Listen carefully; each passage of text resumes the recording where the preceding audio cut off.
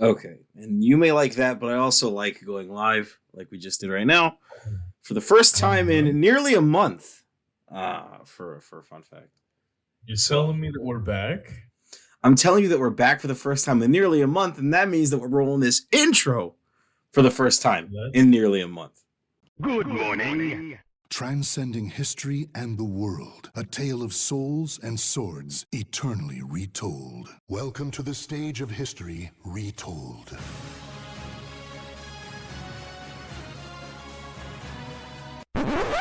Yeah, I've been waiting for this. Check it out now. Third strike, yo. Yo, check it out now. Welcome back to the new world of Street Fighter 3. I'm Adam. Ooh, I'm Joe. Yo, Shimona. Ooh, what's up, Adam? Yeah, I hope y'all didn't forget about us. What the fuck was that? What the fuck was that? I couldn't think of a funny noise to make, so I just went with Michael Jackson. Here's a funny noise. Hi, Adam. I'm Joe. It's been a while since we've recorded the podcast. That's a pretty funny fucking noise, if you ask That me. is a pretty. That's pretty funny, I think. Pretty goofy.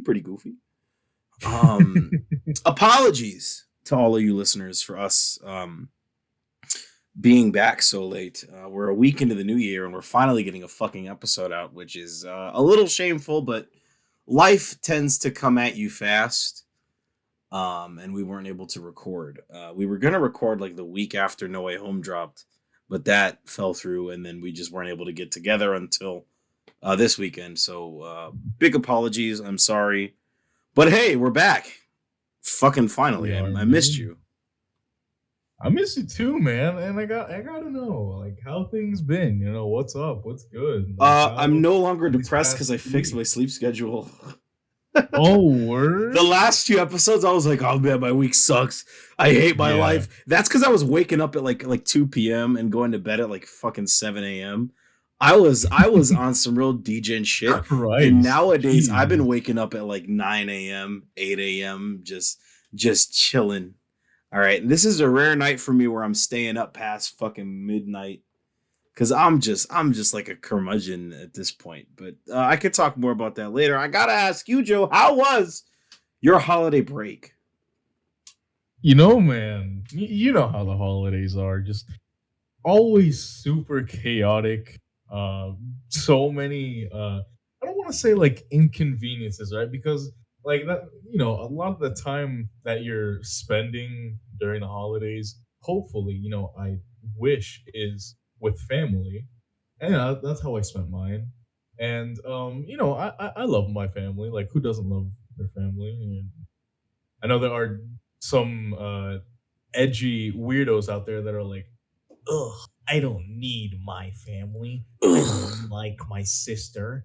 I don't like my parents either. They don't understand me. But, you know, I appreciate the time that I spent with my family. I got to see some of my family over from Puerto Rico that I haven't seen Hey, Whippa. super long. Yes, sir. It's been like shit, almost 10 years since I saw my uncle. So yeah, it's been a long ass time, and I finally got to see him though. But yeah, I mean, other than that, pretty typical stuff. I've been playing quite a lot actually. I have a pretty big list of games that I've been playing over the past few weeks. But just to name a few, I've been playing Deep Rock Galactic. I've gotten back into Castle Crashers, which I have not played since the 360 days. I'm back to playing GTA 4 and 5. I first started playing GTA 4 on Steam.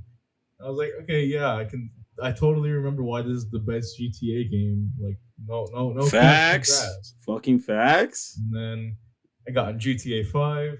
I played some online, and then I decided I don't want to play online anymore. It's your mistake for playing Just pubs, you that fucking game. idiot. That was your Okay, fucking well, mistake. You're telling me to just go into a solo match and play one? That shit's boring. Play with your man. fucking friends, dude. You don't play pubs. Yeah, Only 13-year-olds play fucking pubs. All right, that's your mistake. All right, everybody who is in the know about real GTA shit doesn't play pubs. You go and you fuck with your internet settings and you don't play pubs, and instead you go and grind and you enjoy the new content with your friends when it comes out. No, you don't play pubs if you play GTA Online. That's your mistake. You manipulate your internet to not play On with console, other yeah, you people? gotta go in your internet settings and fuck with it. Yeah.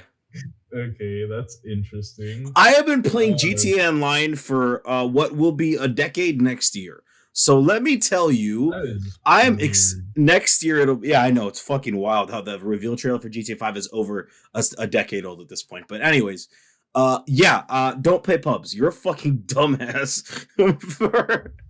Joe, listen, I gotta be honest with you. It's been really funny watching you develop the opinions of like 2015 GTA Online players. Congrats, you finally got to where we were like 7 years ago. How does it feel? Well, no, because I've been aware of this stuff. It's just I went to go play it again and I went to try it, and I got that reminder. Like I got these reminders of, oh yeah, this game mode's absolute garbage, and it single-handedly threw Rockstar into the trap. But You say that like they didn't drop Red Dead Redemption 2 after GTA Online came out, though. And then what did they do with it? What did they do with Red Dead Online? Completely abandoned it for GTA 5. That's facts, but Red Dead 2 still banged, though! That shit was still hot! That shit was still hot! Y'all say that shit like Red Dead Redemption 2 was a miss when it was a fucking hit. That shit was a smash hit. I didn't You're just like the rest of that fuck ass nigga GTA community that acts like Rockstar hasn't dropped a game since 2013 when they dropped the Red Dead Redemption 2. Fuck that. Holy shit, they dropped one game? No way.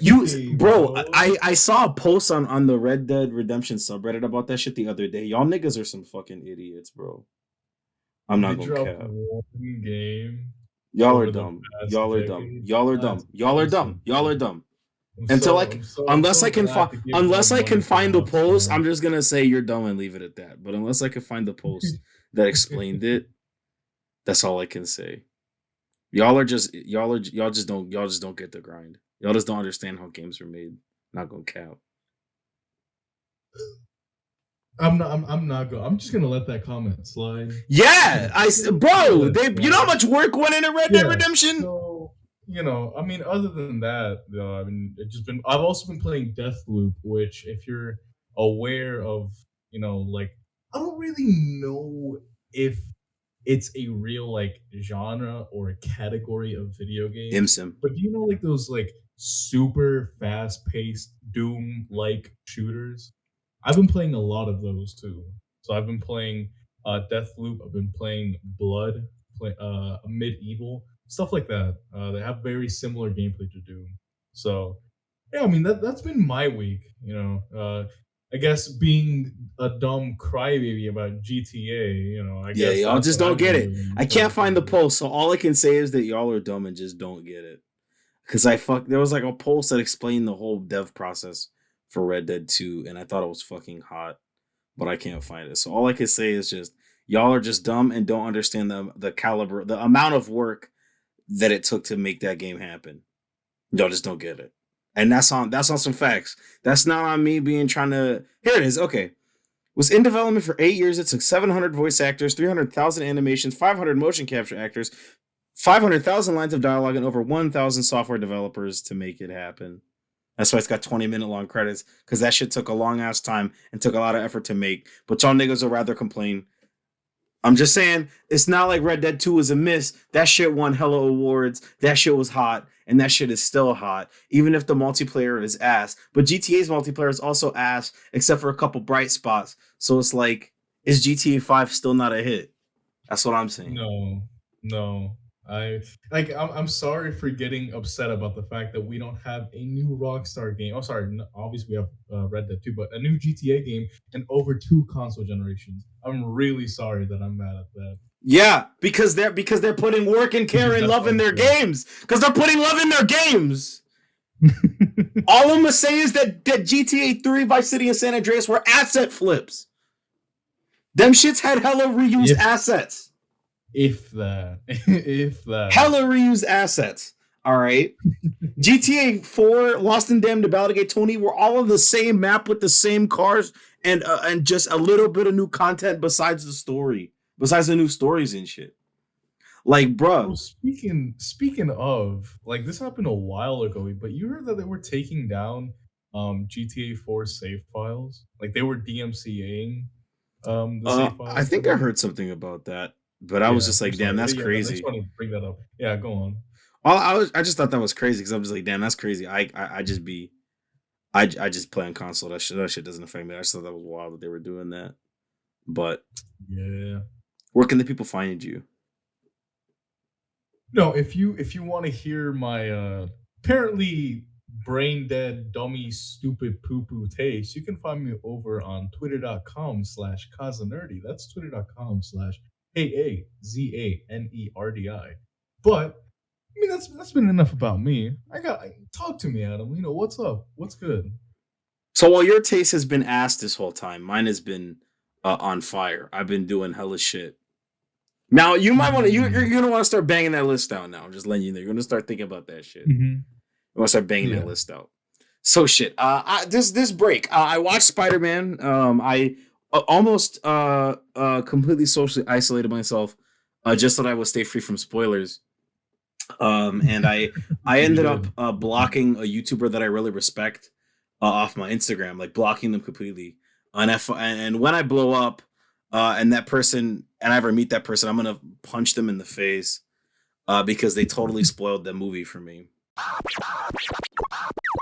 Anyway, that shit pissed me off. I That promote shit had me this, pissed by off. the way. Joe, I almost blocked you on Twitter over that movie, and I said, "Wow, what a movie!" yeah, And you're like, I know. "Oh, I can't have that. I can't have that." I on my can't. Twitter." I can't. I couldn't. I had to answer that shit. No thoughts, head empty, and I had the best possible experience because I did that shit. No thoughts, head empty. As a matter of fact, I was so no thoughts, head empty that I was able to correctly spot that America Chavez is coming in Doctor Strange Multiverse of Madness. That I knew that shit was her. Nobody else in that theater knew that shit was her, but me. I got up. I said, "Nigga, that's America Chavez, nigga," and people thought that was really funny. But dead ass, I was the only nigga who knew who America Chavez was, bro. Fuck y'all niggas, man. That was the greatest movie I've ever seen, and it's still number 4 on the Spider-Man list. Doesn't even cross the top 3.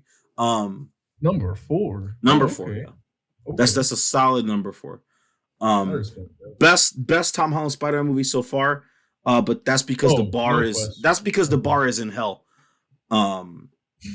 For his movies to be good, because Tom Holland is a dog shit actor. I'm just gonna let you know. That's why all of his other movies are flops. I'm just keep it real with you. Every other movie he's made that's not Marvel related has been a fucking flop. Did you ever watch Cherry? Don't. Don't. That's my expert opinion. Got it. Don't. Got it. And Uncharted's also gonna be a fucking flop when that shit drops next month. But the best thing to come out of that movie is the fact that Uncharted 4 is getting a PS5 remaster. Thanks, I guess. I guess. Yeah. I also took the break to start playing some old games I haven't played in a while.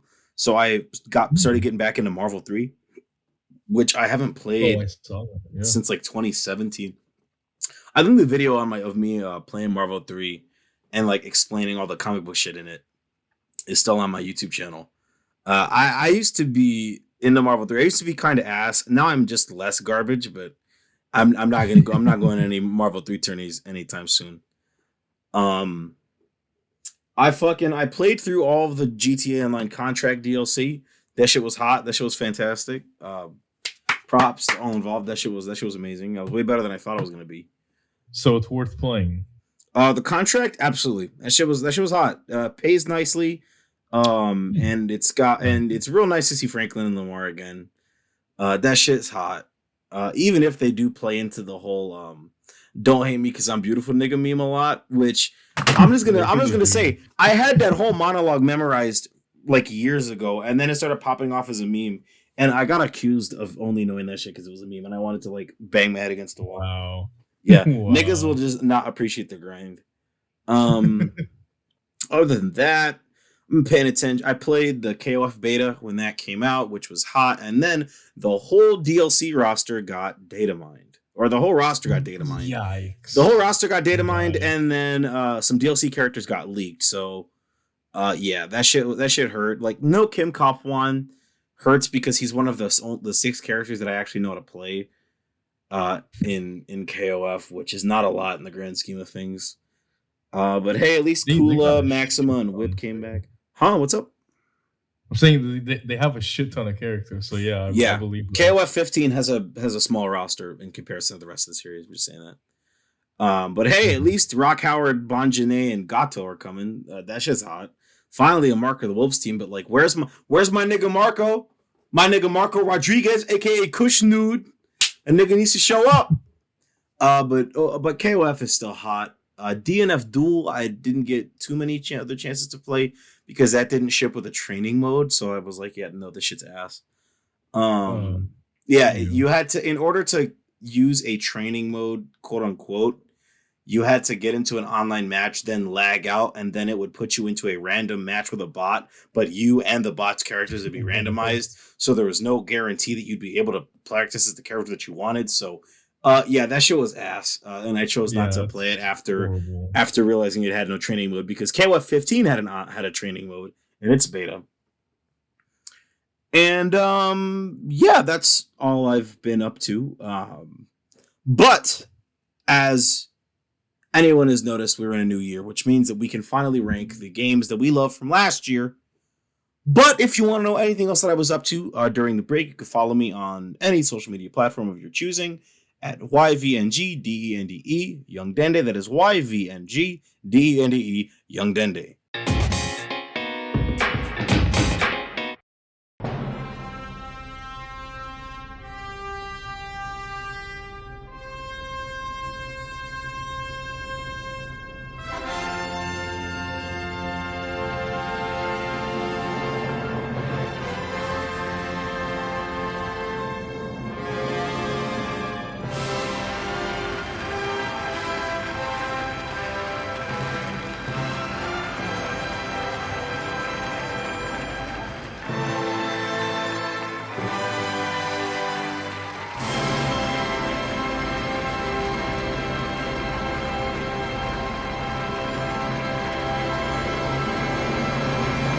All right, settle down, people. Settle down. We're finally going to get to the most anticipated awards show of 2021 that is launching in 2022. This is an award show where the awards are more valuable than the game awards, and all we're doing is listing off a top 10. These are the 2022 Game of the Year contenders, with number 1 being given an AJAH award from each of us, meaning there are 2, count them, 2 awards to go out tonight. So, Joe, we're going to start with you. What is your 10th favorite game of 2021? So my list is pretty diverse, I would say. Mm-hmm. And I put this game over at number 10 simply because I recently started playing it, and I don't really have as much experience as the other games, but my personal number 10 spot is going to go to Guilty Gear Strive.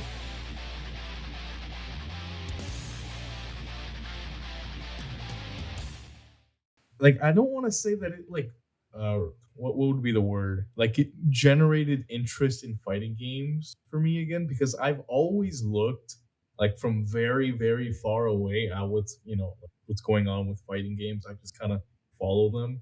But this game kind of like actually made me want to practice and be competent and get good at fighting games. So I've been playing other fighting games such as KOF 98. I've been playing Street Fighter 4, and so that game is the game that got me to start taking them not seriously, but more serious than I currently take them, which is just press buttons and win. Yes. So that's the reason I put it on my number 10. I don't have anything negative to say about it besides maybe the matchmaking is sometimes it's bad. There's some laggy connections a lot of the time, at least over on PC. A lot of the time, there are some laggy connections, and I am running on a wire. Just before you get out my ass, I am using one. So I don't know what the deal with that is, but other than that, yeah, I think it's a very solid game that everyone who is at least interested in fighting games should play. They haven't already, of course. Interesting. Yeah, I like that. Yeah, so I put it there. So at number 10 on my list, we have Persona 5 Strikers.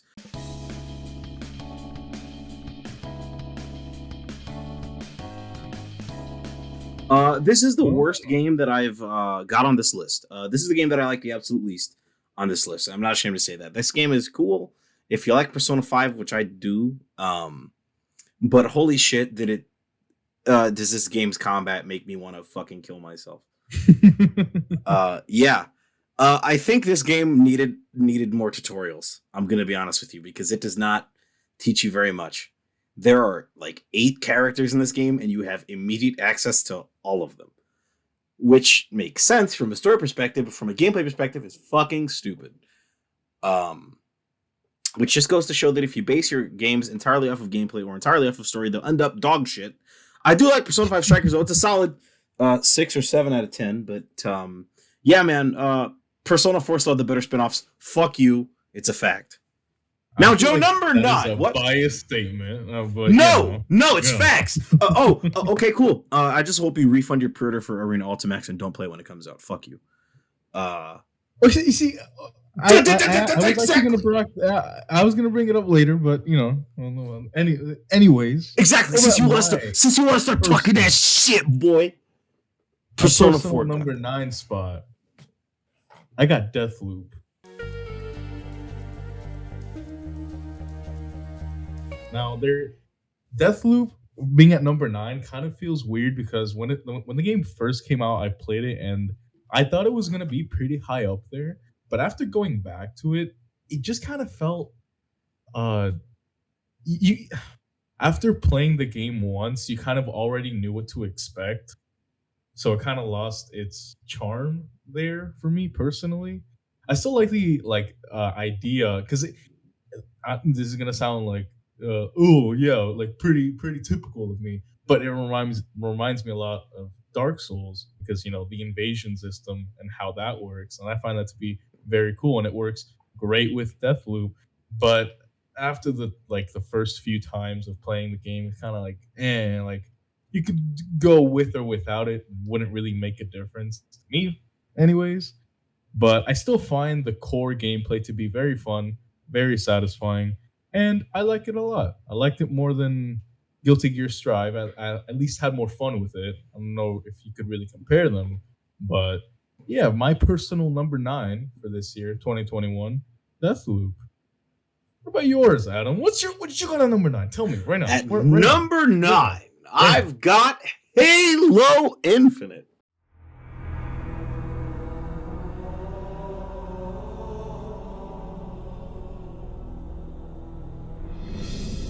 Ooh. Just barely eking its way into the top 10 because I decided to launch it half separately and in the back ass half of the ass crack of 2021, when the COVID cases started surging and Joe Biden decided not to give us any money or cancel our student debt. Halo Infinite showed up and said, hey, what if you could shoot a 12-year-old in the face and teabag him like the good old days? And I said, thank you.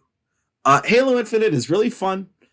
Campaign is decent. And that's as much as I could say. I think it's the most fun Halo I've played in a while, honestly. It is incredibly fun. I keep saying the word fun, but it's like when I could just kick on my Spotify, put on my headphones, and just lose myself in like 2-3 hours of Halo Infinite, which that is more than I can say for like Black Ops Cold War or Vanguard or any modern shooter these days. Halo brings me back to the casual days of playing FPSs, and that is the biggest thing I can say. The best thing it does is it changes very little, And you might be wary at that statement because it's like, well, isn't there like a hook shot? And it's like, yeah, it's still got like a bunch of wacky ass armor abilities, but Halo's had wacky ass armor abilities since like Halo Reach. So it's like, yeah, this is just Halo. This is the gameplay that Halo, had been building to after Reach, just at its most refined to this point. So I like it. Yeah. Good shit. Yeah. At number 8, Joe, what do you got at number 8? Over at my number 8, I have Final Fantasy XIV Endwalker.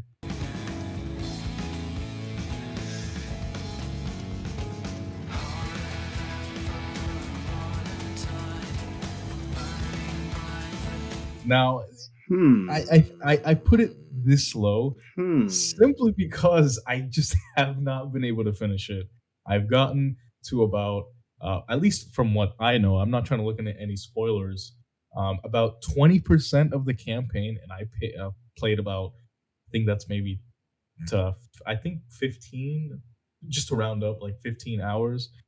Um, but man, every second that I played of that expansion, I loved. I absolutely love the characters interacting with one another. I love the new systems that come in where they can just follow you around the city during or in between missions. I find that to be so cool. Like it really doesn't do anything at the end of the day, but like, oh shit, I can have my party members follow me around and we can go to like this restaurant over here and go to the market board, and that's so fucking cool. But you know, it's not really a big deal at the end of the day. Bunch of new mission variety, which we desperately needed, which for some reason was met with backlash. People didn't like the new style of missions. Um, instead of uh, instead of just going in there, killing something, and finishing the mission, now you have to, for example, take the role of a different character and hold off a zone, and then go into, or sorry, take control of another character and sneak your way into enemy base. And I like that a lot. Yeah, I like the new variety, but for some reason people don't. Whatever, they're their loss. You know, whatever. But yeah, that's my number 8. Endwalker. Guarantee that if I actually finish the expansion, it'll probably move up. But for now, that's where it's staying until I'm able to actually play the game. Damn, that's crazy. How my whole top 10 is games that are completely unique to 2021. That's crazy. I mean, it's an expansion which is like, you know, completely new to the game, and it brings new story, new missions. But you know, That's none of my whatever. business. That's none of my business.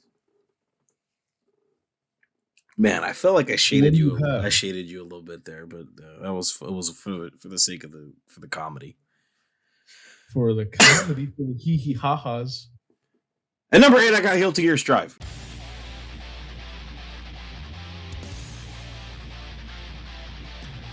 Now, that's all well and good. I've only played one Guilty Gear game before this, which being Exerd Rev 2. And I'm not the most totally experienced with Guilty Gear, period, because I do not play anime fighters. I don't. I do play Marvel, though, which is weird because Marvel is the precursor to anime fighters. But that's besides the point. Fuck you. I just don't play anime games. I don't play BlazBlue. I don't play Guilty Gear. Oh, I used to not play Guilty Gear too much. And I don't play Dragon Ball Fighters. I used to when it first came out, and then I stopped because that game started shifting and changing so much every fucking month that it became completely unrecognizable. Now it's a wholly different game where it's even more like Marvel than it was when it first came out. So, yeah, definitely not. But Guilty Gear Strive is fan-fucking-tastic. Bringing the heat in all the places that Guilty Gear is known to bring the heat in terms of animations and gameplay and music and pretty much everything that makes Guilty Gear special. Guilty Gear Strive does even more, which is honestly what I've been saying. Well, not just me, but like what a lot of people have been saying about Guilty Gear for years. Every new game in the franchise just ups the ante in terms of what Guilty Gear is supposed to be, and this game does that in certain areas and pulls back in other areas to make it more accessible.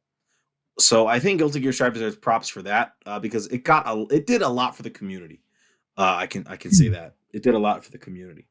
And before anybody asks, no, Virtua Fighter 5 is not on my top 10 list because I don't really consider that game completely unique to 2021, considering it's like a half remake of a game from like 10 years ago. So no, it's not on here. Just Guilty Gear Strive is the only fighter that made the list. So what you got at number 7, Joe?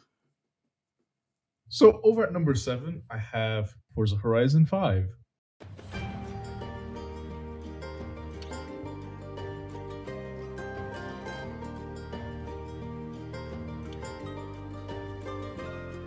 Now, I had absolutely no expectations for this game, simply because I'm not a fan. I played a few of the motorsport titles, and I didn't really like them a lot. But you know, I saw that FH5 was coming to Game Pass, so you know what? I gave it a shot. You know, it's fucking free. Well, with the sub, but free. Might as well try it out. And I was actually, I was surprised. I actually had a lot of fun with it. Um, it does driving differently, like all of the car's behaviors, completely different from the other Forza games. At least from what I've played, I don't know if it's anything like FH4 because I've never played it. But alas, this feels more arcadey and less of a sim, which I like that. I like pressing button and going fast in car. Uh, Hmm. but other than that, yeah, I really, really was surprised that Forza got on here because again, I didn't have any expectations, but it's a lot of fun. If you like racing games, this is definitely one that you should check out. Like pretty fucking obvious. It's like the major racing game of the year. So I would imagine if you like them that you go ahead and check this one out. And I definitely do suggest. So for number 7, Forza Horizon 5. What do you got? What do you got? Number 7 at this list, I have Resident Evil Village.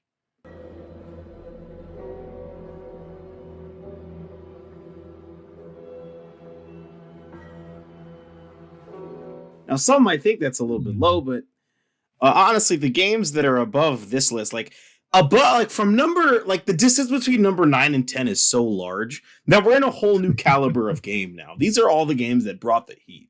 All right, Resident Evil Village, while not as scary as I wanted it to be, definitely had a lot of things that I was genuinely surprised by how good they were. Like, it's got some really good bits of atmosphere, specifically when at the very beginning of the game, after I believe like a car or helicopter crashes and you're wandering through the woods and are in the dollhouse and shit like that. It maintains the balance between action and horror well enough. It certainly does skew towards action a little bit more than I would have wanted for this game, at least. It's not like I'm playing RE4 or anything, which thanks Capcom for just confirming that you're making a Resident Evil 4 remake by making this. Appreciate that. But I did enjoy my time with Resident Evil Village, and I'm looking forward to the future of the Resident Evil franchise because of it. So, Resident Evil Village coming in at number 7. Joe, what you got at number 6? Good choice. Over at number 6, I have Psychonauts 2.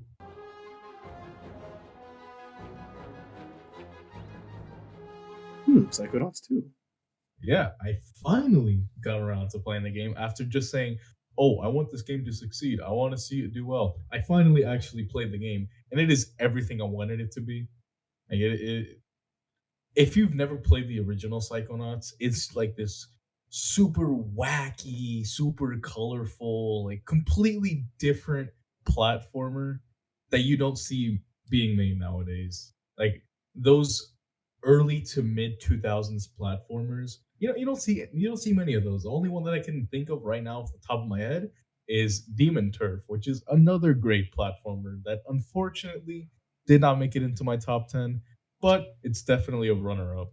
Psychonauts 2 though, it captures all of that all of that energy that those games have and portray them in a 2021 setting where with 2021 issues and I don't want to go too into detail in case anyone hasn't played the game yet, but you can definitely tell that the current state of the world, like looking at how fucked up the world is right now, some of that definitely did go into like the messages and the tone of the game. So I do appreciate that they brought that forward, that they weren't afraid to shy away from it. But it isn't like the overall narrative of the game. It's just something that you can tell that they threw in. But as a game, like as a product, it's so good. It is by far the best platformer that came out in 2021. So that's what I have over at number 6. Tell me, what's up? What you got? Number 6, we have SMT5.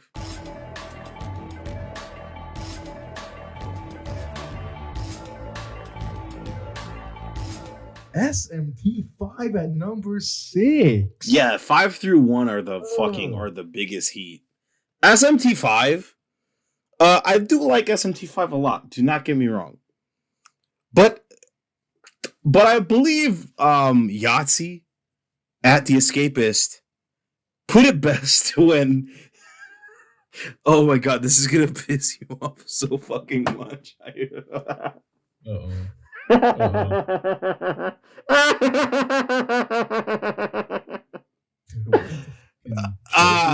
I had to mute myself on my hat because this is fucking demonish. It was like Shin Megami Tensei basically is Persona without the day-to-day life sim aspect or vibrant visual design or really good music or engaging characters that make it constant fodder for cultural reference, anime adaptation, and fan-made jailbait pornography. That was rather a tangential sales pitch, and not exactly an effective one. It's Persona without any of the shit you like about Persona.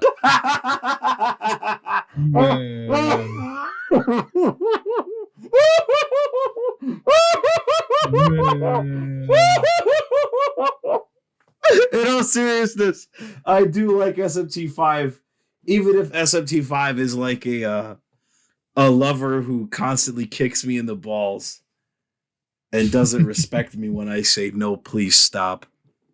I do like it though. It's very fun.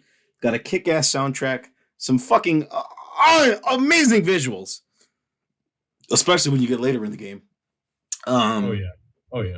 It's a fantastic fucking video game. It is a fantastic RPG, and I really wonder how it's gonna rank on my favorite JRPGs list a couple years down because after a bit of time has passed. Because if I were to rank it now, it'd be like in the top 5. But who fucking knows if a year or two from now, when I play it again, maybe it'll that rank will change. But who knows? Other than that, it's a fantastic fucking game. And if you haven't played it yet, you should. Even though it's already fucking demolished Atlus's sales expectations by selling over 8 million copies, which is fucking insane. Highest selling SMT game. 800K. Oh, well, 800K. Okay. Yeah. Oh, yeah, that's right. Japanese numbers and American numbers are different. But yeah, it's still the best selling mainland SMT game, which is crazy. But hey, the fucking hard work paid off because that game fucking hits. But now we're in the top 5. Now we're in the real hard hitters. So Joe, what do you have at number 5? Ooh, that got me a little bit excited. Yeah. So over at number 5. Oh man. So over at number 5, I got Life is Strange, True Colors.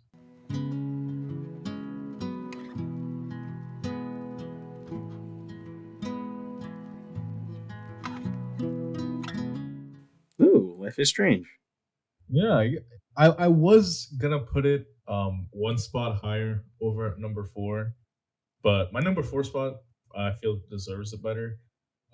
Back when we first talked about the game, had the discussion, I said that it wasn't my favorite Life is Strange game, but it is still a very good Life is Strange game. If you like point and click games, interactive story games, this is definitely one that you should have already played, considering that it came out almost a year ago. That's weird. We are in 2022. It came out just in a few months. It's gonna be a year. That's wild. I'm scared. But yeah, Life is Strange: True Colors is great game. I don't think that there's like anything overly negative about the game besides like, I don't know, some like minor plot points that I had a problem with. But the characters are all very good. I like their damn, what was the word I was gonna say?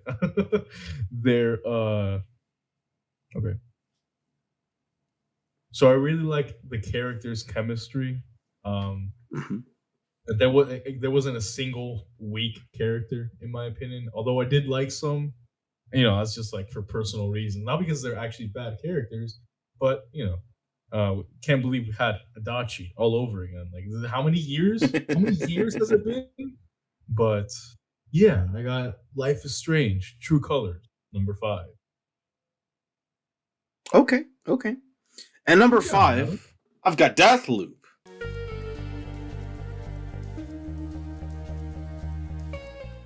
Deathloop. 2021's Sim Spectacular. Deathloop was fantastic. I was very annoyed by the marketing campaign because every fucking Sony event was like, "Hey, did we tell you about Deathloop yet?" And it's like, Sheen, this is the 5th time you've shown us Deathloop. You know, but wowee, that game was fucking fantastic. Amazing setting, amazing story, amazing fucking gunplay. Wow, the gunplay in that game was awesome. I liked it way more than I expected. It's a real surprise. If I could have gone back like 2-3 months ago before I played it and been like, "Hey Adam, you know that when you rank the best games of the year, Deathloop's gonna beat out SMT5 and Halo and Guilty Gear," I probably wouldn't have believed you. That shit is hot as fuck though. So Deathloop makes it to number 5. Joe, what you got at number 4? All right, so now we're getting into the really uncomfortable ones, right? Uncomfortable. Over at number 4. Yeah, uncomfortable as in like I have to critically think and uncomfortably put games in a slot that I feel like I can't decide. But I did eventually come to a realization that on my number 4, I have a Halo Infinite.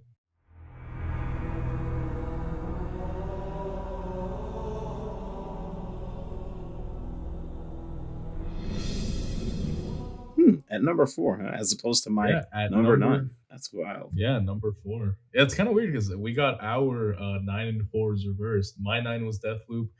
Well, yours was 5, but close enough. Yeah. Whatever. Okay.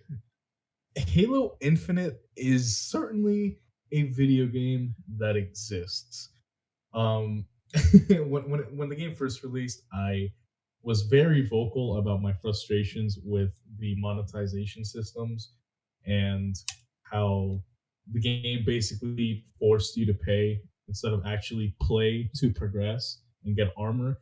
And I still have those issues with the game, but it's so fun. It is so fun playing Halo that I just kind of forget it, Like I'm not thinking about these problems when I'm sitting down in my chair playing Halo Infinite, getting a triple kill with a sniper. Like I'm not thinking about that. I'm thinking about the fact that I just shit on these kids with the sniper. Drop a little teabag here and there. I think Halo Infinite is the strongest, not the strongest, I don't think that's the right word, is probably the most fluid shooter that has come out this year. It's definitely my favorite. Yeah. My favorite to play. As you mentioned, the grappling hook added a lot of depth to the game, where if you were good with it, if you knew how to use it, you were much better than the other people, like on your team, on the enemy team. You can get around places faster, and I like that depth. I like that. But yeah, when it comes to multiplayer, it's a lot of fun. The campaign, I enjoyed the campaign more so than I thought I would, because look, everyone and their mother looked at the campaign right after the multiplayer beta released and said, "Oh, I have no faith for it. This is gonna be bad. It's gonna suck. Blah blah blah blah. This and that." And it actually turned out to be really good. I don't think it's the best Halo campaign. I still think that Halo Reach has the best Halo campaign. That's just because it's Reach. You gotta remember Reach, You remember Reach. Respectable. But, yeah. Never forget the heroes who fell during the fall of Reach. Yeah. Never forget. But yeah, I mean, Halo Infinite's campaign, it's very versatile. Like it covers a lot of different. It gives you a lot of different gameplay options. Like you have a lot of ways to go throughout a mission, which wasn't really seen in Halo 4 or 5. So I'm glad that they went back to that. And also the quips, from the enemies are so funny in this game. I don't know if you've seen any of them, but they're fucking hilarious. So with both of those experiences, it drives Halo Infinite up to number 4 for me. Okay. Well, Yeah. at my number 4, I've got It Takes Two.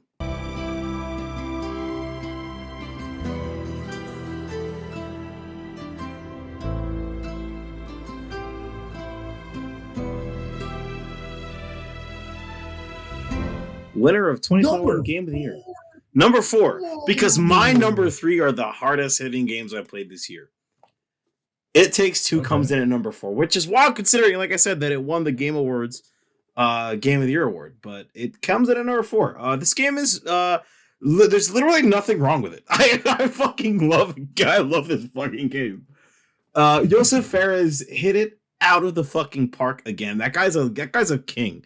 And he said that he'd rather be shot in the knee than ever put NFTs in his games, which king shit, by the way. I fucking love you. If I ever see you, Josef Fares, I'm gonna give you a hug. Okay? Like quote me on that. I will put if that shit doesn't happen, put them words on my grave and call me an idiot. But now, if I ever meet you, I'm going to give you a hug and we're gonna put the video out. And then we're going to accompany it with this podcast clip. But this game was damn near perfect. I loved it. There's really nothing else I could say. It is so fucking good. It is so fucking good. If you haven't played it yet, go get some fucking friends. Go get some bitches and play this shit. This shit's hot. Go get some bitches.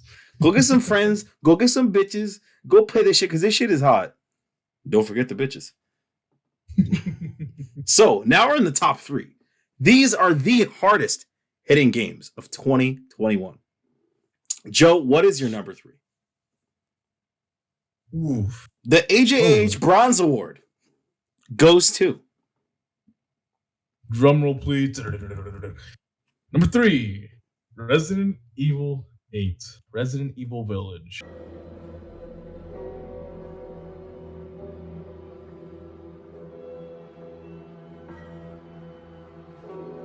Resident Evil Village. Okay. Yeah, I got it at my number 3 because I like the game. I like the game. I really liked it. I think I mentioned to you a few weeks ago saying, "Oh yeah, I just need to go back and play Resident Evil 8." I actually ended up doing that. I actually went through with it, and I guess it's upon that second playthrough that I kind of appreciated the game more. I do agree that it's a lot more action oriented than I would like for a Resident Evil game, but I don't mind it because those action segments are fun. I like having to scavenge for supplies and making ammo and shooting 18 bullets into the face of into someone's face and them not dying. That's classic Resident Evil, but I like it. It's a lot of fun. The story, it was okay. It kind of fell off after a certain moment happened, and I feel like we can talk spoilers because it's been a year. Yes, but I still won't. It kind of fell off after a certain segment of the game, after the Lady D part specifically. But at least to me. You horny fuck. Yep, I went into that game. I was just horny as fuck, bro. I'm just trying to see them panty lines through her dress, bro. That's what I was trying to see. But I really enjoyed almost every second of that game. Almost every second. Because there were some parts that made me kind of poo-poo my pants a little bit. If you played, you know which segment I'm talking about. Yep. But yeah, that's my number 3. Bronze Award goes to Resident Evil 8. Okay. Now, Joe, would you mind giving this the intro? And the AJAH Bronze Award goes to Hitman 3 in the number 3 slot.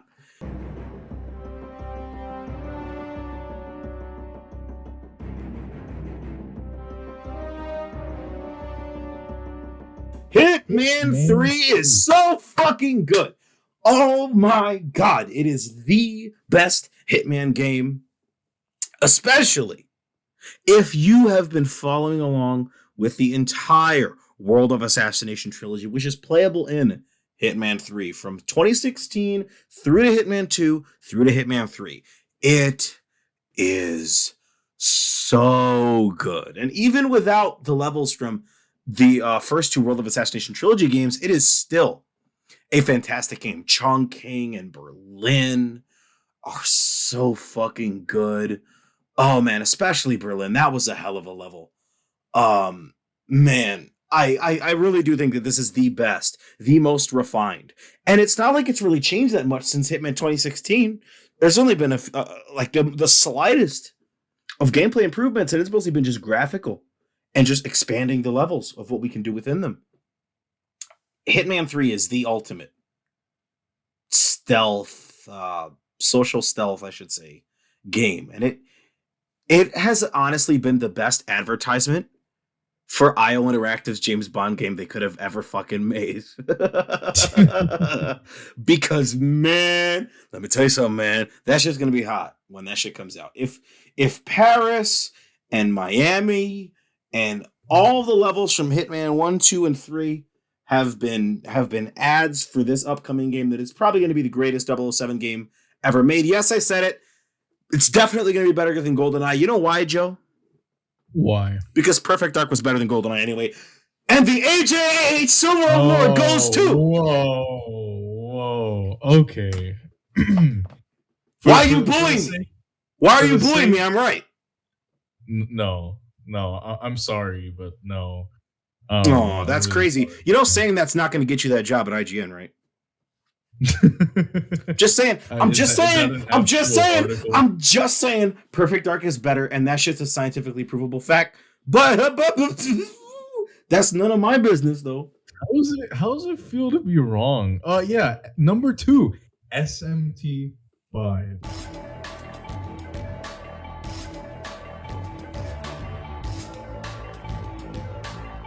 That's crazy. Now, whoa! Didn't you say that was gonna be your number one like a couple of months ago?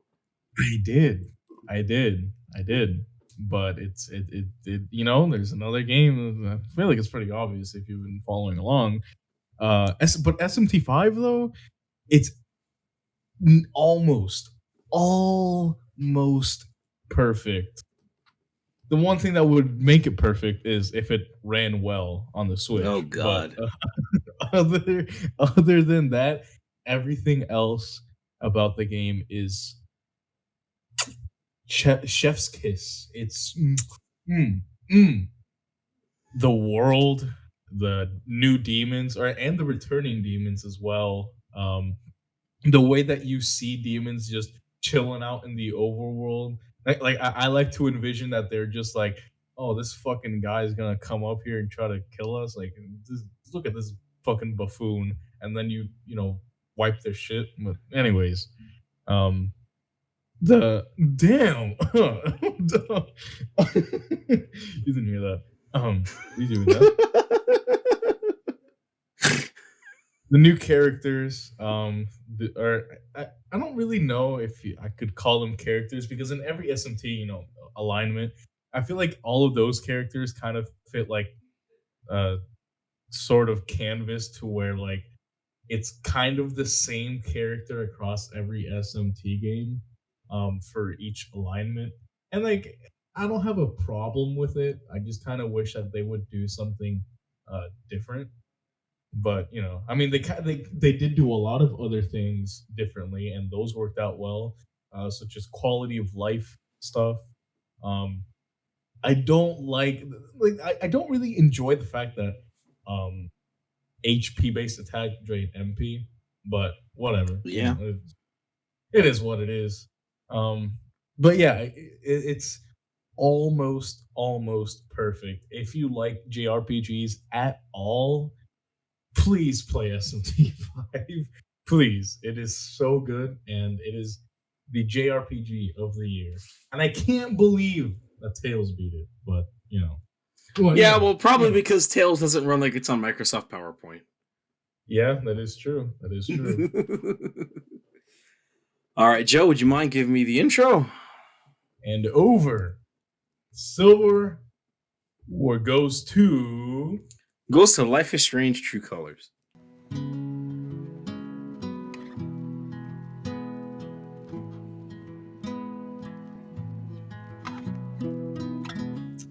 Okay. All right. Wild, I know, considering you ranked it so fucking low. But Life is Strange: True Colors was a fucking gem. Before that game was a week old, I played through it 5 times. that shit was hot. That shit was hot.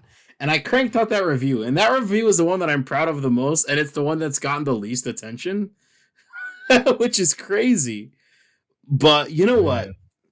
I am still the most proud of that review. That shit was fantastic. I love it, and I honestly cannot wait for the rest of whatever Deck 9 is going to produce with the series, because there's no fucking way that it's going to be dead now, because I'm pretty sure Life is Strange True Colors sold well, but you know, even if niggas was hating, that game still has a lot going for it. It's got great music, it's got fucking fantastic visuals, especially with 4K and HDR and ray tracing enabled. Chef's kiss. Playing that shit on PS5 was a fucking godlike experience, and it's got fucking fantastic characters, because like you said earlier, it's always the goddamn fucking Adachis that are the villains, you know. And by God, does this game have 3 fantastic main characters, being fucking Alex, Gabe, and Steph. Ryan as well. Ryan as well. Yeah. Gotta shout out to my nigga Ryan, because Ryan's underrated as fuck. Just gotta say that. I don't see enough love for Ryan out there. Y'all need to put some respect on my boy's name. All right. Clearly, it's only the transplants that do that. But anyway, just saying. Yeah, it is. I will. Right now, it's my favorite Life is Strange. But once those remasters of the first game come out, and of Before the Storm, we'll have to see if that changes. But hit me up in like a month when them shits drop, or I'm pretty sure the release date got changed. But that's besides the point. Just February 2022. So at least we'll get it sometime then. Sometime soon. But that's besides the point, because right now we're about to hand out the official AJAH awards for the year of 2021. So, Joe, I'd like to ask, who is this AJ or what is this AJAH award going to? What game is so good that it is deserving of one of two AJAH awards that they can stamp on the box?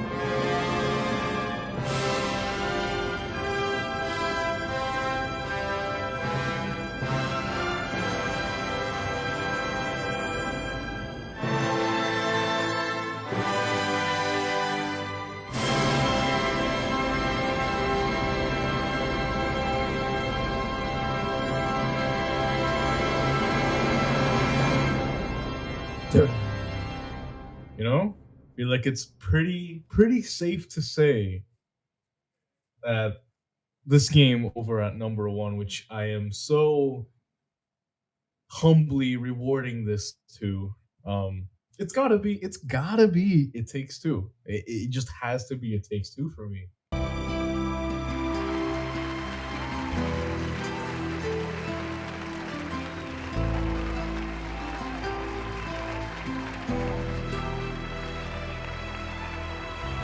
I have played this game, I think 3 times through now, like with different people, and every single time has been a different experience, and I love that. I love the amount of detail that they put into this game. Like, it isn't necessarily an open sandbox, but there are so many different things, or so many different ways to interact, like not just with one another, but also with the world, or really house that they create.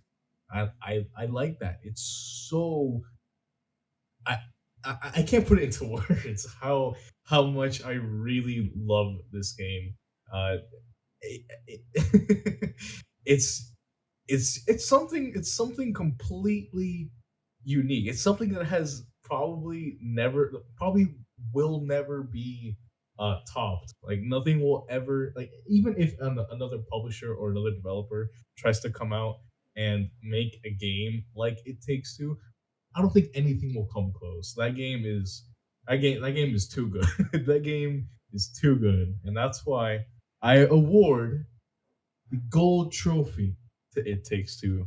But I gotta know, Adam, What's up? Adam. Might I ask, what have you chosen as your number one game of the year for the AJAH Award? Well, this AJAH award, my AJAH award, the second of two in the whole world for the year of 2021, goes to a game that I feel was snubbed at the Game Awards. A game that I feel, as much as I love It Takes Two, should have won Game of the Year. And that AJAH award goes to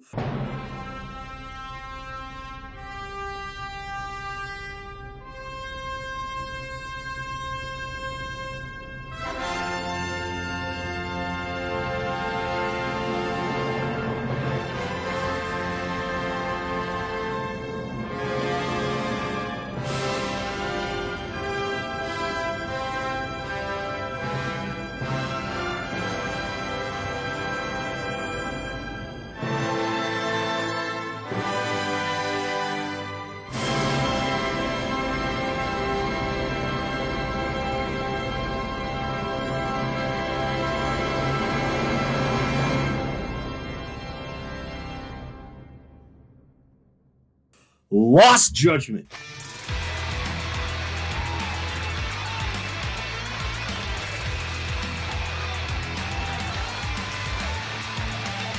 That game was so fucking good. Oh my god, that game was hot. Lost Judgment was beyond fantastic. It is not my favorite game in the Yakuza series by any means. That honor sits in the balance between Yakuza 0 and Yakuza Like a Dragon, but wowee, is it the best brawler that RGG Studio has ever put out. And there's still more content that's coming out for that game during spring of this year. So, what is amazing about this game? Everything. Fantastic story. Fantastic hub worlds, being Yokohama / Isazaki Ichincho and Tokyo / Kamurocho. Fantastic traversal mechanics. The skateboard. Skateboard is hot. Fantastic combat. You got fucking tiger style, crane style, snake style, and boxer style. A beautiful fucking story with fantastic characters and an excellent plot that fixes most of the issues that I had with the original Judgment, aka Judge Eyes. This is exactly what this game should have been. Crazy how Yagami's gonna step off screen and get hit by a car and never return in these games ever again, thanks to Johnny and Associates. But Kaito's gonna be the protagonist of Judgment 3. But that's besides the point. This game is worthy of your time. I had a friend who played Lost Judgment and said, man, I need to play the other Yakuza games. I said, that's awesome. Shouts out to my boy Fabian. Love you, my boy. Lost Judgment is an S-tier Yakuza game. And a game that I feel should have been more widely recognized at our official Game Awards this year. But that I will give the distinct honor. They're going to reprint the cases and they're going to put a gold seal of approval saying that this game received an AJAH award. That this game was so good that it deserved to be Game of the Year. And that are the AJAH awards. Holy shit. What an awards show. Right, yeah, exactly what I was going to say. What an awards show. So now I think now that we've gotten that out of the way and we've told the people what the best games of 2022 they should go out and buy right now, especially because some of them are probably on sale. Let's get to the news.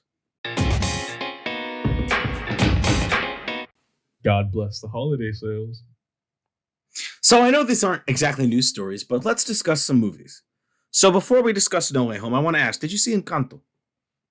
Encanto. I didn't actually. You should watch that. That movie's really good. Wowie, especially if you have siblings or are in a large family in which your cousins are basically your siblings. Because Wowie, when I first watched that movie, when I first laid eyes on it, I didn't think it was going to be anything special.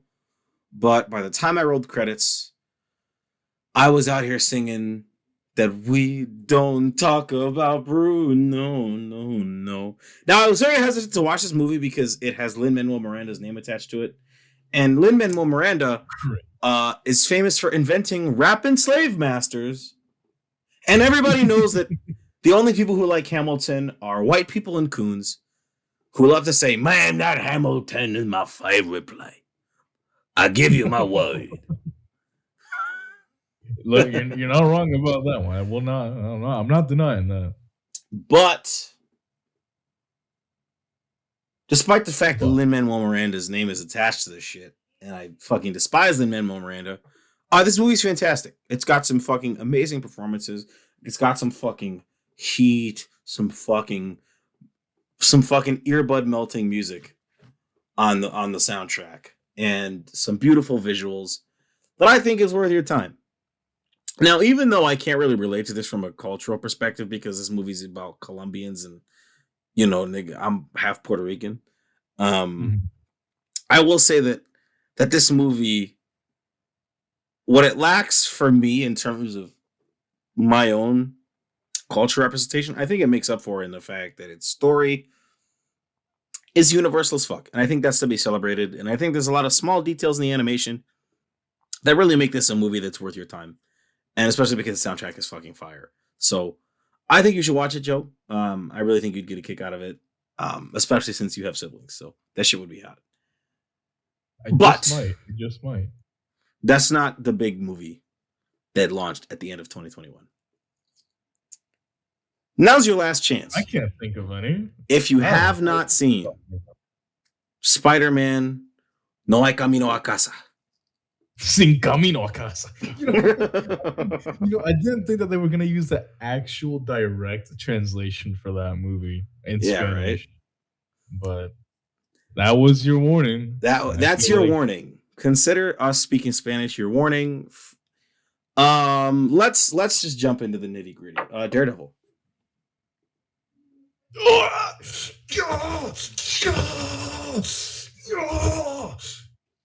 Yeah. That's it. Yeah, I just came. That's it. Like, yeah, there's nothing wrong. My theater got so many pops. It got a big pop when Charlie Cox showed up as Daredevil. Man, let me tell you something, man. Now, it's already hot enough that we got Vincent D'Onofrio as Kingpin on Hawkeye. Yes, that was already hot, and that shit dropped like 2 days before No Way Home dropped too.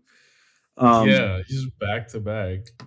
But Charles Entertainment Cox, aka Daredevil, is officially in the Marvel Cinematic Universe proper. Thank God. Which is hot. Man, I fucking love Daredevil both on screen and on the printed page. He's one of my favorite Marvel heroes because I'm primarily a fan of the street level Marvel characters like him, Spider-Man, Iron Fist, Power Man, Heroes for Hire, you know, and guys like that. But wowly fuck. For 2 minutes, he was there and that shit was hot. Another hot part was that mid-credit scene where Tom Hardy as Eduardo was on the screen. Yeah, man, right? That was hot. That was hot. That was pretty hot. Oh, yeah. Even though we knew he was coming because of the end credit scene of Venom 2. Right, yeah. That shit was still crazy. How he was there and how he left a little bit of that symbiote behind. Boy, let me tell you, that shit's gonna be crazy. That shit's gonna be crazy. Crazy. That shit's gonna be crazy. Now, since we're talking about these things in terms of scaling what is craziest, least crazy to craziest, let's talk the villains. Not a single bad performance. Not a single one. God. Now, the obvious two that are the best are obviously Doc Ock and Green Goblin because they're from the two They're from two of the three best Spider-Man movies ever made. Especially with how many wrestling moves Green Goblin was hitting during this movie, which he hit like a fucking like a spine buster and dropped fucking Spider-Man through like several floors of an apartment building. And at the end of the movie, Spider-Man hit him with like a power bomb, which I thought was insane. I was like, holy shit, if they ever made a wrestling movie and this is how it looked when they hit the moves, I'd watch the fuck out of that. Hey, Marvel, when are you going to let Drax hit a Batista bomb? Please. Let him do it. Let it be accurate. Let it go. Just give it. I want to see at the end of Guardians 3. I want Drax to come out and it's just that should be hot. I won't know. That should be crazy. And obviously you've got Alfred Molina looking Hispanic as fuck in this movie. Oh yeah. Oh, hola Peter. ¿Qué pasó? ¿Qué lo que hay? ¿Qué lo que hay, vato? Mira, cabrón, I'm here to kill you, man. Man, he was fantastic in this movie. Cabroncito, why are you trying to run, bro? I'm just trying to stab you with my shit. But he was fantastic in this movie, both as the sort of more villainous Otto Octavius and the friendlier, cured Otto. He was fantastic. Alfred Molina's great in whatever he's in because, as he said, he'll do a bit of anything. He's a bit of a slut that way. I love you, Alfred Molina. And Jamie Foxx as Electro finally getting to play an actually good character for once. Right. And that character being just Jamie Foxx. Mm-hmm. It feels like he just wandered on set and they were just like, hey, can you just like since you're here, you might as well do your thing. Just yeah, he was fantastic. And as I mentioned, the villains, but Willem Dafoe knocks it out of the park here. I know a lot of people have been like, wow, was he this much of a menace in the first movie? Yeah, he absolutely was. He absolutely has been. And he's been an even bigger menace on the printed page for like way longer. It's kind of crazy. Ever. He's been doing his ops dirty, getting hella buckets for like 60 years. Now scaling up. Huh? What's up? Oh, I'm sorry. No, go ahead. I mean, I was just gonna mention like while we were on that topic, I liked I liked the attention to detail. When he's Norman versus when he's Green Goblin. Yeah, that's because Willem Dafoe's a fucking good actor. Surprisingly, that's insane. That's insane. A fucking fantastic actor. It's crazy because when during the scene where it's just Otto and Norman speaking, and Norman has his back turned and he speaks in the Goblin voice, he says, "Just me." The audience in my theater didn't pop at that, but I knew I was like, you got it. And I thought they were going to pop, but they didn't. And they only popped after he revealed that he was that the Goblin had taken back over, which I thought was weird. It was like, damn, nobody's really paying attention. But next up in terms of craziness, Andrew Garfield. Finally, he can play an actually good Spider-Man because he's got a good fucking script in front of him, because those two movies he was in are absolute dog shit, and some of y'all niggas saying that they were good the whole time. Some of y'all niggas are lying. I haven't been lying though. Those movies are fucking shit, and I've got videos from like 2014, like the day after I walked out of the theater seeing Amazing Spider-Man 2, calling those movies shit. I've got two of them. They're private videos on my channel, and I keep them for sentimental value. But yeah, man, those movies have been shit since they dropped all the way back in 2012, a decade ago, which is crazy. Yeah, it's weird how all of a sudden people are like thinking that they're good. It's like, no. Yeah, crazy how y'all want a third Amazing Spider-Man movie now, but are acting like Sony's not going to be the ones in charge of making it, like they did such a good job last time. He was really good in this. This movie is essentially a do-over for him as the character, because like I said, those two movies he was in are ass. But he gets to shine in this one. I'm very happy that he gets to be good for once. He gets to catch MJ. He gets to have his little quips. He gets to have a little bit of funny interaction with Ned Leeds' abuelita. That shit was cute. Oh my god! Right. Best character in the movie, by the way. That was her. She was the real goat. She was the real VP. Bar none was Ned's abuelita, bro. Real mother, real ass motherfucker. Love her. And then the second craziest thing that happened in that movie, the GOAT, the fucking GOAT returns. The GOAT. I know. I'm so glad Sandman came back, dude. It's so crazy. I'm going to kick you in the fucking penis. But Toby, oh, The GOAT. Wait, Simply while we're the GOAT. on this note, The note of the GOAT. yeah, the scene where Ned is opening the portals, to find both of the Peters. I guess no one noticed because I was sitting next to my sister and I'm like, that does not look like the Peter Parker that we know. And then all of a sudden, when he actually came on screen, the theater just erupted, and I found that so cool. Same thing happened with Toby, of course. Got the pop. But That's what's I important. happened twice, but his was more direct because you could see it was actually him. But Yeah. Anyways, wow, Toby. The GOAT. The GOAT. He's not just Toby. He's the GOAT. He's the GOAT.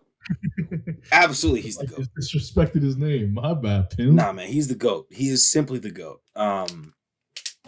I can't believe the GOAT came back. There were actual tears in my eyes several times because for those of you who don't know, I'm pretty sure I've explained it. Spider-Man 2002 was the first movie I've ever seen. It is also I was also watching it when I was a literal year old on VHS tapes, back to back to back to back to back, according to what my mother tells me. Which she thought was weird because I was like fucking like I was like from literally the moment I've opened my eyes, I've been watching that movie. Just on repeat and on repeat because it is that good. It's my favorite movie ever made. Like bar none. Like Spider-Man 1, favorite movie of all time. Yes, 2002. It's my favorite movie ever made. Okay. So to see the GOAT come back, to see the GOAT come back, Just sitting in the back of the theater crying. Yeah, I did. I had tears in my eyes. The GOAT came back. He came back in his youth pastor fit. I will say that it was kind of bogus that he didn't get to be the leader of the Spider-Man team, considering he's the GOAT. And he's also the oldest and the most mature and the one who actually knows how to fight like half these guys. Right. Weird how Tom Holland was the leader, even though he doesn't know any of these people, which is weird, but that's besides the point. The GOAT returned. And he was part of the Avengers. Is that like a band? Avengers. I will forgive that line because, as we all know, all of the early 2000s Marvel movies take place inside the same universe, and it's proven because Hugh Jackman was supposed to appear in the first Spider-Man movie, and Michael Clark Duncan as Kingpin appeared in the Spider-Man new animated series. But that's besides the point. Besides the point. I could explain that some other time. And Thomas Jane's stunt double appeared in the end scene of Spider-Man 2 when Mary Jane's running through the park. If you look at it, he's wearing the Punisher clothes, but he's Thomas Jane's stunt double, so he looks like him. So you could theoretically at the Punisher. Anyway, besides the point. The GOAT returned. I need to rewatch it. I've got the scenes on tap because I've explained this to like 6 people. Anyway, the GOAT returned and he was great. He was fan-fucking-tastic. He was really good. I love to see him have his little character moments with Otto. That was really great. How it was like, I'm trying to do better, just like he said in Spider-Man 2. The fact that the GOAT pulled up and they all had their funny little scenes. They honestly, I feel like having these 3 characters in the same scene in the same movie should not work as well as it does, but it does. It really works.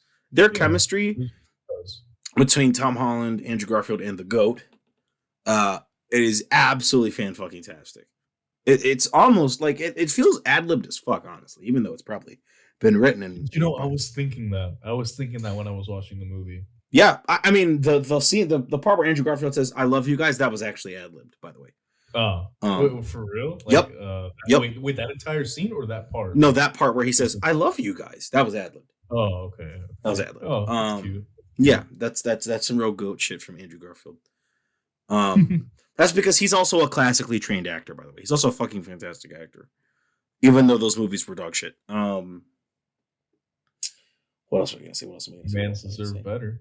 Can I Yeah, say? he did, but Sony's a stupid ass company, and Avi Arad's a fucking piece of shit. But I've known that since I tried watching Spider-Man Unlimited. But you know what? Um, this I really loved the scene where they're all just like shooting the shit, waiting. That felt so natural. Like it I loved it. Yeah, I don't really know how their to chemistry's unreal. Their chemistry's unfucking real. It should not work. It really shouldn't work. This should be a clusterfuck of a movie, and it's just not. Like it's just not. It's just really good. You know.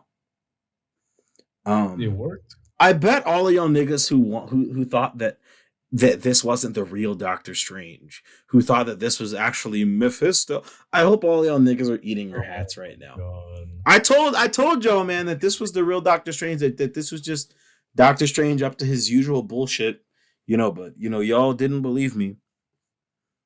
Was Despite that, the like, fact a that theory or a thing? yeah, that was a very popular theory that this wasn't the real Doctor Strange because the Eye of Agamotto was destroyed. No, bullshit. Doctor Strange doesn't abide by the laws of reality because he's he's the most powerful sorcerer in the Marvel universe. But I guess vibe checking gods every day for like fucking 60 years doesn't mean shit. Smoking op packs on mystic villains doesn't mean shit, I guess. But yeah. Man, I was thinking about something. I will give it this. I will speak on a criticism I have of the movie.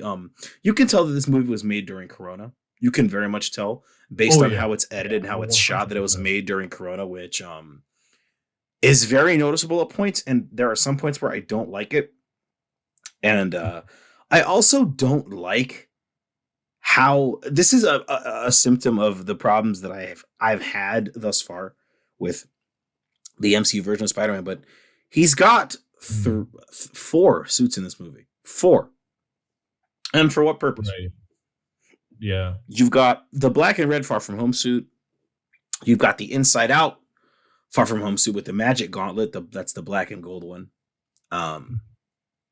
You've got the upgraded suit with the new nanotech and the 8 spider arms that he gets after Doc Ock gives him the arms back. And then he's got the classic red and blues at the end of the movie. And I'm like, man, I really wish this nigga would stop getting new suits. I'm glad that he's finally in the red and blues. And I hope they leave that shit as it is because I'm so fucking tired of new Spider-Man suits. It's really annoying. Imagine if Batman changed bat suits every 20 minutes in each of the Dark Knight movies. That should be irritating. Yeah. But finally he's back in the red and blues, and which leads me to finally this nigga is finally Spider-Man. Thank fucking God. I'm so 3 movies. I am so tired of teenage girls on my Twitter timeline upset that their sweet little cinnamon roll Tom Holland doesn't get to have people in his life. Yeah, it's almost like Spider-Man is the story of someone who struggles between having a normal life and doing the right thing and choosing to do the right thing because that's what he's supposed to do. But that's too much characterization and development for their sweet little fucking cinnamon roll Tom Holland. Boo-hoo. Celebrity culture is a fucking stain on this on the movie industry. But hey, he's finally Spider-Man. I agree. Yeah, you know how many shitty fucking tweets I saw about that? Wow, it's so sad that he's got no one. And I'm like, damn, have you never read a comic book in your life? Wait, so they're more worried about that than the fact that he fucking almost killed Green Goblin near the end? Like, clearly. Very close. That's what they're looking at. They're looking at, oh, he almost didn't beat this man to death. Or, sorry, they're ignoring that. Ignoring that fight he almost beat a man to death. But, oh, no, he lost everyone. Yeah, the fact that he hit Green Goblin with the fucking mean-ass powerbomb, and instead of going for the 3 count, he tried to hit him with the steel chair. Shit was on some real heel behavior at the end of that movie, but it's crazy how many if you are one of those people and you're listening to this podcast, DM me on Twitter. I will gift you a month subscription of Marvel Unlimited so you can read some comics. I will do that shit. Like dead ass. I'm so serious. That is like someone that is like when you're playing with someone, you message them. This works better on PC, but you message someone, please get better aim, and you gift them Kovacs or whatever Aim other Labs. trainer. Exactly what Yeah, you're fucking doing. Aim Please. Labs. No, I'm so serious. If anybody who runs an MCU Stan account is listening to this podcast right now, or if you know somebody that runs an MCU Stan account, DM me on Twitter. I will gift any MCU Stan account holders a month of Marvel Unlimited for absolutely free. I will do it. I will cash app you $9.99 so you can start reading this shit because I think it's important. I will do it. Which it is. It is. I will keep to my word. If only one person does it, then I'll give it to the worst person. One person. If 100 people do it, I will eventually get through them all. No bullshit. I am so glad that he's finally able to sort of be what Spider-Man is supposed to be. A lone wolf who is a working class hero, because let's be honest, the MCU Spider-Man films have been utterly devoid of the class politics that made Spider-Man an interesting character. Fun fact, the very first published bit of fan mail in a Spider-Man comic was about how his struggles with paying the rent was very relatable. Did you know that? I did. Which, yeah, that is an incredibly I like that's equal to his character. It is. The class politics of Spider-Man are integral to the character. Anyone who thinks otherwise is a fucking idiot. Or just, doesn't consume anything about this character. Or both. Probably both. Both is good. Yeah. Or how about both? Both is good. Yeah, absolute 10 out of 10 movie. It is number 4 on the Spider-Man movie tier list, right beneath, in no particular order, Spider-Man 1, 2, and Into the Spider-Verse. Because you're out of your fucking mind if you think that Spider-Verse is that this is better than Spider-Verse. You're out of your fucking mind. I'm just gonna let people. So the person I know who saw it first came to me and said this was the best one. And I said, nigga, what about Spider-Verse? He said, yeah, this is just better than Spider-Verse. I said, you're a fucking idiot. Go see that shit a second time. They saw it a second time. Yeah, actually, I think Spider-Verse is better. Yeah, I know Spider-Verse is better, motherfucker. And Across the Spider-Verse is probably going to be even better than that shit. My boy Miles is finally looking like he's actually half Puerto Rican for once, thank God. Important to his design. Oh, absolutely important to his design. Niggas who played the PS4 game will know that shit more than anybody else because, man, let me tell you. Have you played Marvel Spider-Man Miles Morales yet? I was going to say that. Over break, I actually did play a little bit of Miles Morales. Did you get to the part where he was walking through that festival on the streets? Yes. Oh, the music! They were playing La Gozadera, nigga! They were playing La Gozadera, man. That shit was hot. I was smiling. Like, I was actually smiling going through that and seeing like what someone walking through Puerto Rico, what they would experience, like all the food trucks, all the music, all the people. It's so good. So that's how it was growing up on the streets of Chicago, man. With the food trucks, with the salsa music, with the dancing in the streets, man. It was when Miles' mom was making the music. I remember pointing out all the different food items. I'm like, yo, Miles' mom making totones, nigga. You see, she got patelillos and shit. She got arroz con gandules. Bro, that shit was hot. Man, let me tell you something, man. That was the most Puerto Rican Miles has been in a minute. All right, but finally, my nigga Miles gets to be Puerto Rican in the new movie. That's very important. It's very important. We need more of that because as black as Miles is, we cannot forget that his mom, his biggest advocate, is a fucking Boricua, and that Miles speaks Spanish. That he's half Hispanic, just like the sexiest niggas on the planet, i.e. us. So, you know what? Yeah. yeah. No cap detected. Yeah, this No Way Home was fantastic. No wonder it's crossed $1 billion. That's just hot. And this is to say nothing of the fact that we got to see a little bit of Doctor Strange 2 at the end with the post-credit scene. Let me tell you, my nigga Baron Mordo dripped up with the dreads and the beard. Yo. My nigga Mordo looking hot as fuck. But it make me act Oh, I have been wondering where Mordo's been since 2016. It's felt like I'm the only person who's been asking, hey, what's Mordo been doing other than like, because we know that he's been murdering sorcerers, but it's like what has this nigga really been up to? And now we see him. He's got the dress, he's got the beard, got a little bit of gray in that beard. He's looking cool. And you got evil Doctor Strange, which means that What If is now required viewing. Man, let me tell you something. no, man. don't say that. Don't say that. That shit is woo. That shit is hizzy, my nigga. Hot. we got my Sexy. girl, the Scarlet Witch in that motherfucker. America Chavez, you got my boy.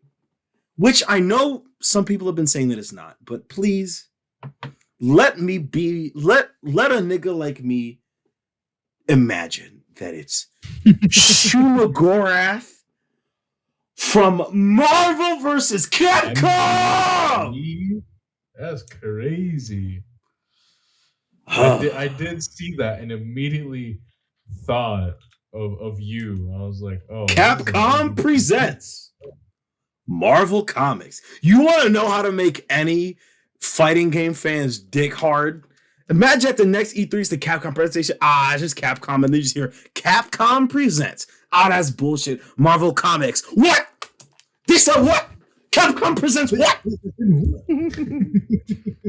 Make anybody's dick hard. And then it'll be twice as hard because the first character they're going to show off is going to be Wolverine, which lets us know the X-Men are back. But that's just me though. This was a fucking ballpark out of the ballpark. Smash it. This was fantastic. By all standards and metrics. It could have used some better editing and some better shot compositions.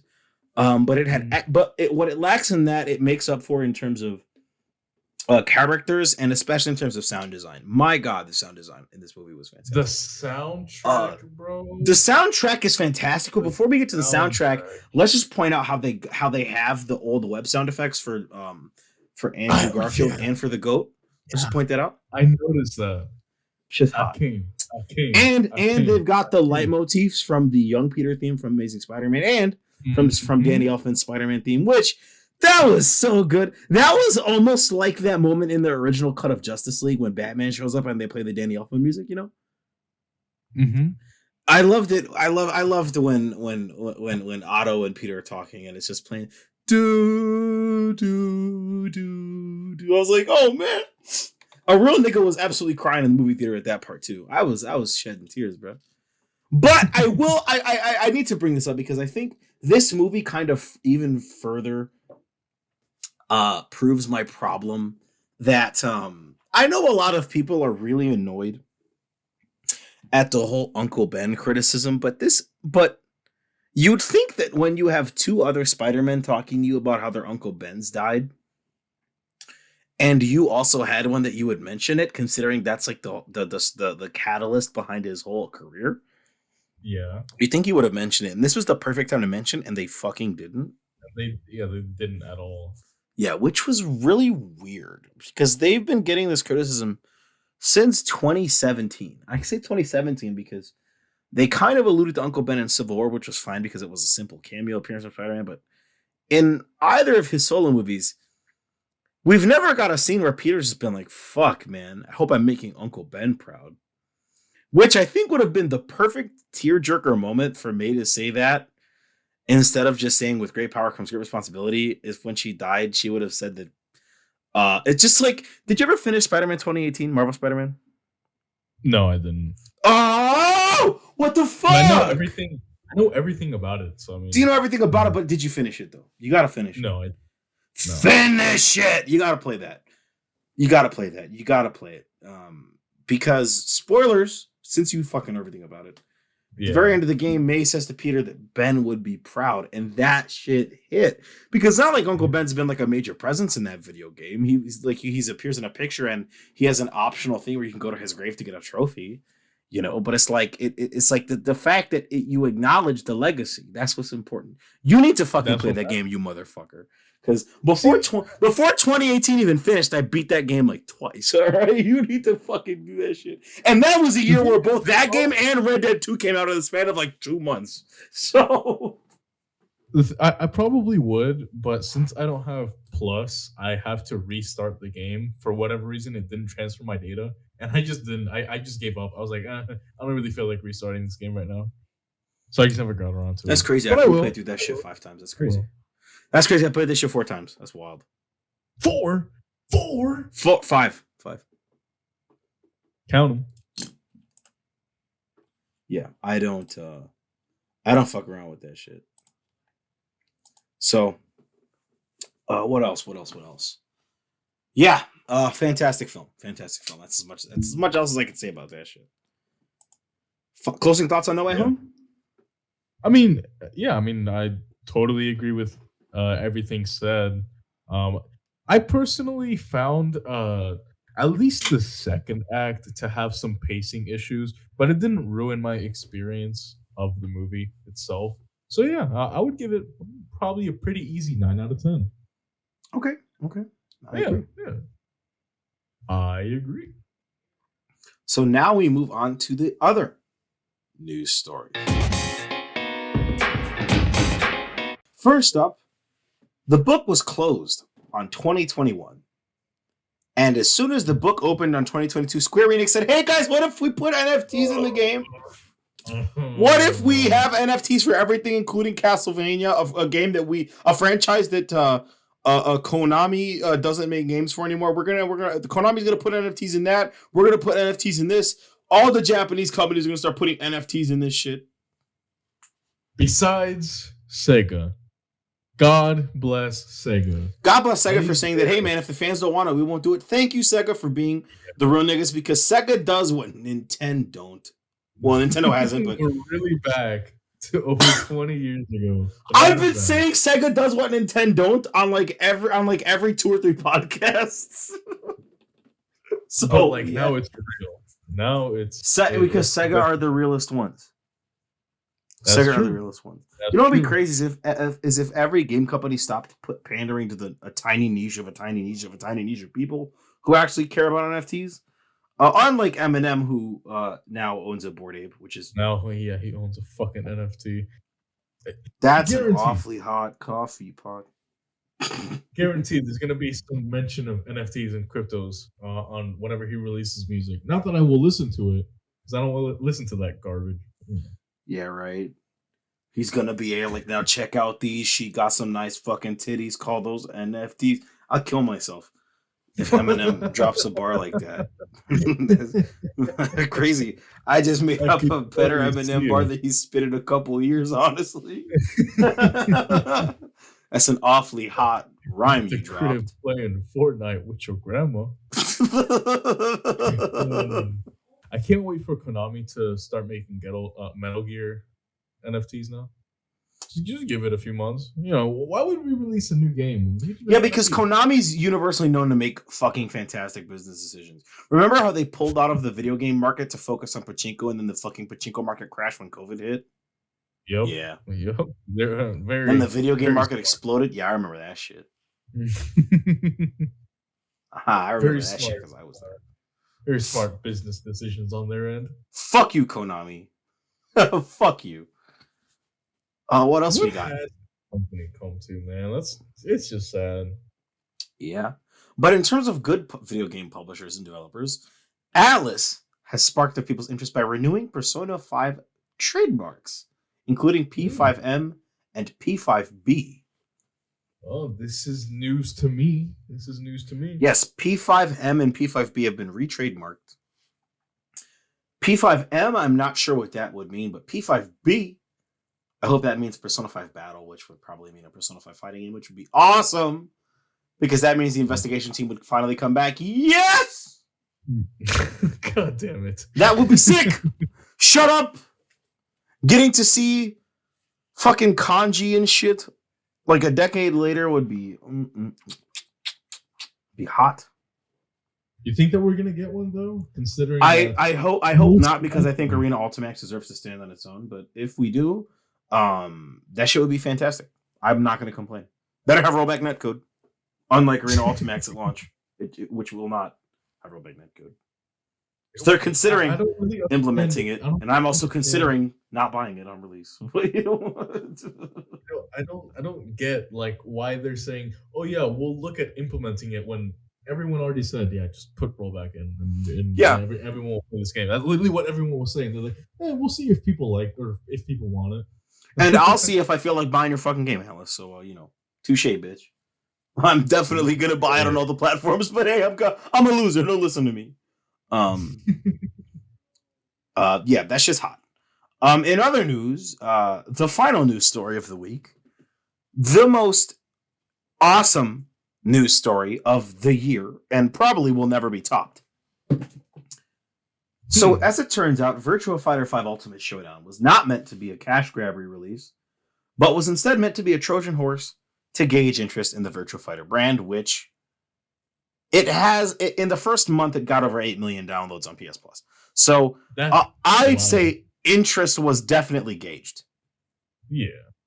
Which means even if it wasn't a PS Plus title, that is still over 8 million people. Like that's a lot. Holy shit. Yup.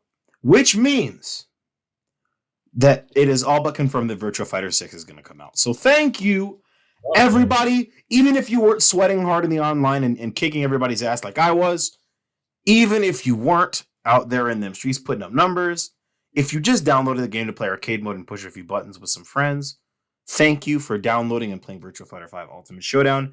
You guys have helped revive one of the greatest fighting game franchises, and to every single one of you who downloaded it, even if you played it for less than an hour, thank you. From the bottom of my heart, thank you. You love to see it. I love that. Ending like seeing how or seeing the results that they brought, putting it as a PS Plus game. That's awesome. I love to see it. That's fucking amazing. I'm glad that you're finally able to get your Virtua Fighter 6, which is basically coming at this point, because why wouldn't they? It's been all but confirmed that it's coming out. So yeah, I mean, even if like that's basically at this point, it's just throwing away money, which we've seen other companies do, but I mean, hey Sega, if you want some ideas of some characters to take out, I've got a couple ideas. But you know what? You guys can talk to me privately about that. You can fly me out to Japan. I'll help you develop the game. I'll provide voices for the new character that you're going to make, who's going to be the coolest character. He's going to be called the Cock. The Cock. And he's going to raise his eyebrow and do infinite damage. Speaking of The Rock, crazy how Fortnite is the best games as a service game. I really misjudged it. I'm not going to lie. I'm not gonna lie. I was bullying that game because little kids play it. But it's been fun to shoot little kids in the face and enjoy their cries as I take dubs against them. So you've actually been playing it then? I've been real deep in them I've been real deep in them Fortnite streets. Real deep in them Fortnite streets. How much money have you put out already? I don't Adam? Thank God you don't have access to my bank account. Oh, but if I did. No. I did. See, the thing is, I got Amazon gift cards from some people for Christmas, and I just used that Amazon money to buy PlayStation vouchers. So I just reused that. So I didn't spend any of my own money on Fortnite. It was all okay. That's at least a little better. At least. I bought the Daredevil skin with that money. I know you did. I'm fully like, you didn't have to tell me that. I know you. I've got Spider-Man too, dude. I have classic Spider-Man, and I've got the Cobra Kai skin. The game is like 40 something gigabytes now, and I found out because I re-downloaded it a few days ago. And as soon as I saw that, I canceled the download. I said, I don't feel like Fortnite should be 40 something gigabytes, considering that it was only in the 10, like in the tens range for several years. But at least on PlayStation. I don't know about any other platform. It's like 40 gigs on PlayStation as well. Yeah, that's you know what? It's still really fun though. It's still really fun. Is it? Yep. Like, is it like, genuinely like? Not even like trying to do a No joke. bullshit. It's No bullshit. No bullshit. No bullshit. It's really fun. Okay, It but is. why?